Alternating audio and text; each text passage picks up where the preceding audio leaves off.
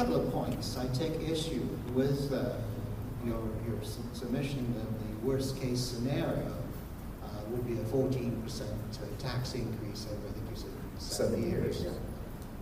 To me, a worst case scenario is a Sky Dome scenario or a Senator's Stadium scenario, which went bankrupt, where the Ontario taxpayers, in the case of the Sky Dome, had to pick up the tab. Now just imagine, we have no NHL team.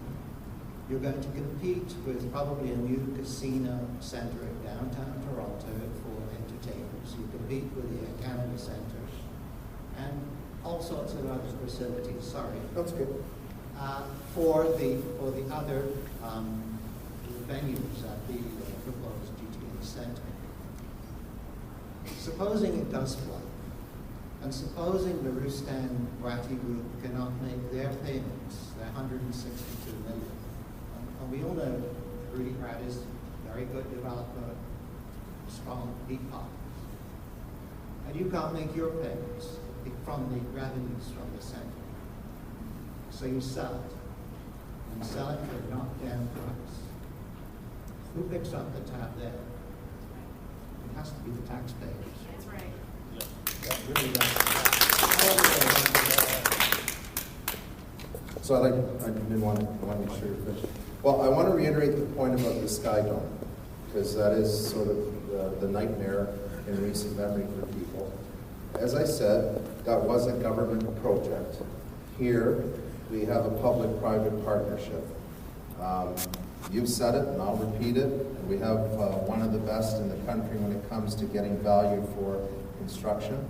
And they will be overlooking and overseeing the project, just like we will, because we want to make sure that we're getting value for the money that's being put in.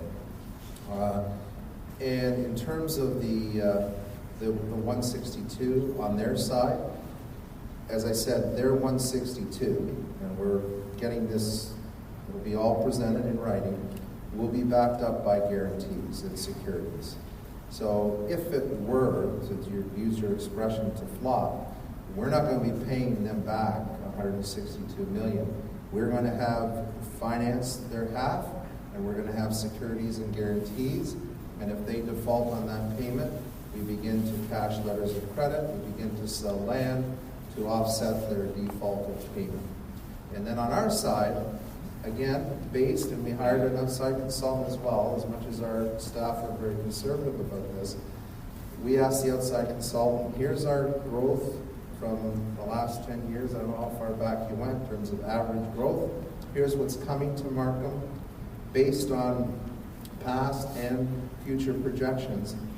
Is this reasonable that we could charge $5,000 for every new house and offset that with the income that comes in from that, offset the principal and interest? And they came back and said, you've used conservative figures, you've used a higher interest rate, and so even in a market that may fluctuate, and you know, I don't know, we always keep saying, is this the strongest it's going to be, or it seems to get stronger. I know there's a major subdivision that opened up at Kennedy and 16th just a couple of months back. They put a couple of signs up for people to register. 10,000 families registered to buy new homes in our community. And if the information we were getting from both the province or the federal government indicated otherwise, we know that the future growth of this whole area are going to see 100 to 150,000 people coming each year for the next 20 years. And that's been based on past, again, and knowing our immigration policy and how we do need that growth actually to continue to maintain the lifestyles that we've all grown accustomed to, because we're going to need the new people, new families, and new economic prosperity that gets generated from that. And so on the, if there's any cost overruns, again, before construction will start, we will have a fixed price contract. We'll know the cost of the facility. And if there's some element as the construction starts or gets underway that causes the overrun, we, in our agreement, we will not be paying the overrun. That'll be the responsibility of the private sector. And we're happy, again, to in a little bit more detail in the booths, explain some of this and But I think first and foremost is the fact that we have a public-private partnership makes it quite different from the Skydome where the province of Ontario had that project that didn't have proper controls on how it was carried out. But we've got a great track record in the city of Markham of the projects that we've undertaken. We'll get around